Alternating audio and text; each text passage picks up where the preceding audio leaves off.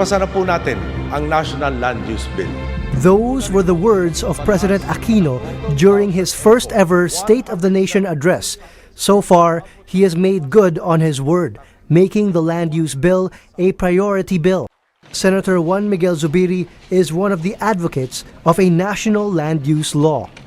Dapat na pasa po natin 20 years ago. If we passed it 20 years ago, hindi po parang chop suey ang ating national land use plans. This is going to be the master plan. Ika nga, we need a master plan. Malaysia has a master plan, Thailand has a master plan, Vietnam has a master plan. We do not have a master plan.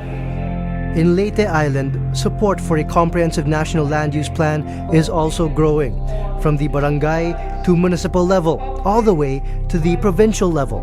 Na dapat talaga magkaroon ng national land use plan or land use policy. Kasi plano tayo ng plano, isang just restricted to just one area, one local government. You cannot just do that by yourself. The landscape of our province or even our whole country would need each other's support and cooperation. Bakit mabagal? Walang tatanggi na tumulong tayo sa biktima ng sakuna. Walang tatanggi na magkasabing dapat i-protect natin yung mga lupa natin para hindi siya maging prone to floods and earthquakes. Walang tatanggi. Pero pag nag-umpisa ng talakayin, paano mo poprotektahin ang lupa? At sabihin mong dapat yung natural purposes niya ay maprotektahan. Yung ecological balance ay ma-maintain, mag-uumpisa ng magdebate. Paano yung interest ko? Paano yung negosyo namin?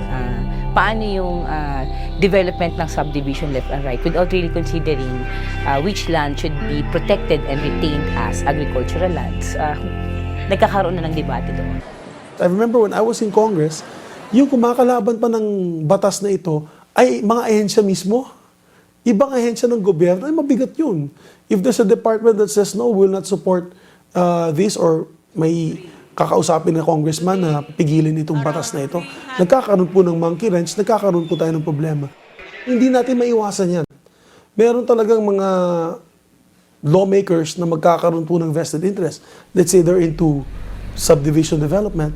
There may be lawmakers that will be in natural resources utilization. Let's say mining, protectors sila ng mga mining interests.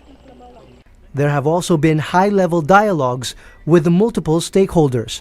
Father Francis Lucas is the chairperson of the Asian NGO Coalition for Agrarian Reform and Rural Development. It's a dire need for the country because we have so many sectoral laws like the IPRA law, CARPER law, the other NIPAS law, and it's so confusing and oftentimes in conflicts. Problem is the different agencies of the government like the DNR, the DAR, Department of Agriculture has their own specific laws and regulations that are that guide them in the implementing their programs. Sometimes these different policies and programs come in conflict with the different policies and programs of the other agencies. Land may be utilized in many ways. It may be converted for commercial purposes or a means to make a living,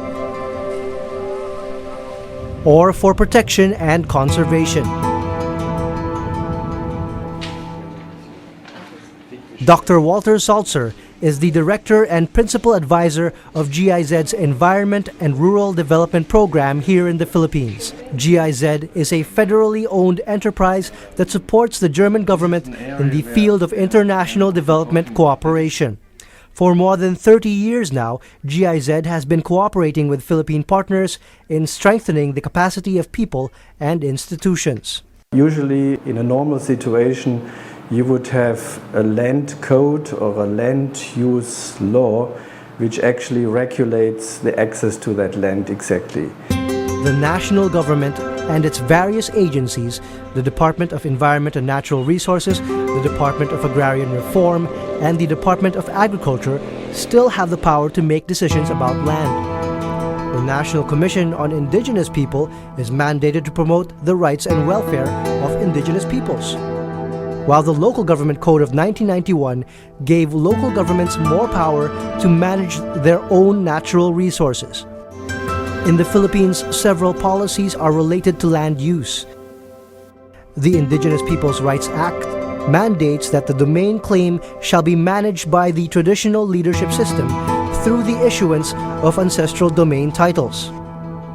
The National Integrated Protected Area Systems Act of 1992 establishes a system to integrate, manage, and ensure the protection and conservation of all protected areas, national parks, game, wildlife refuge, and other environmentally critical areas in the Philippines. Management is by a Protected Area Management Board. It is also in our forests where mining takes place. The Mining Act of 1995 allows for 100% foreign capitalization of local mining operations. And they are all happening in the same place. Which policy should be followed? And what takes priority? The Philippines has nearly 60 million hectares of forest lands, home to about 20 million Filipinos. They live below the poverty line with the land that they till on steep slopes. Through the years, rising population has forced lowlanders to occupy areas already cleared through logging. With barely any means to survive, they also resort to unsustainable farming. People living in the uplands are on public lands. There is little tenure security, and resources are harvested without having any accountability. Poverty drives them to survive by exploiting open access areas, areas that are abandoned, or areas not under any management arrangement. The nation's forest cover is down to 5.8 million hectares from its original 21 million hectares. With this comes severe soil erosion, low productivity, and a very low quality of life. 1980s up hanggang ngayon wala ng kahoy. Mayroong nagtutubo, mga yan, ang maliit. Kasi may open for fire ang lugar nito. Pag tuig-tuig masunog, matay ang mga kahoy dito. Nahina yung tubig pag wala ng kahoy dito. At saka kung umulan, bigla malaki ang tubig sa diyan sa creek yan. Biglang lumaki at saka punta banda sa lupa. Malaki na rin ang tubig. With less forest and continuing degradation, nature expresses its tipping point through disasters. Communities from uplands to lowlands are not spared from nature's wrath.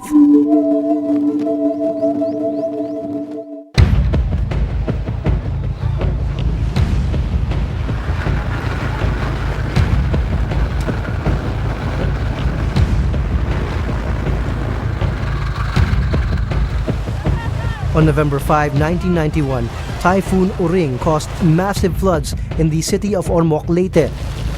Thousands of lives were lost. An unexpected huge volume of water rushed downstream, submerging the municipalities of Pastrana, Dagami, and Tanawan. All three municipalities are located inside the watershed of the Binahaan River. Their fates are intertwined.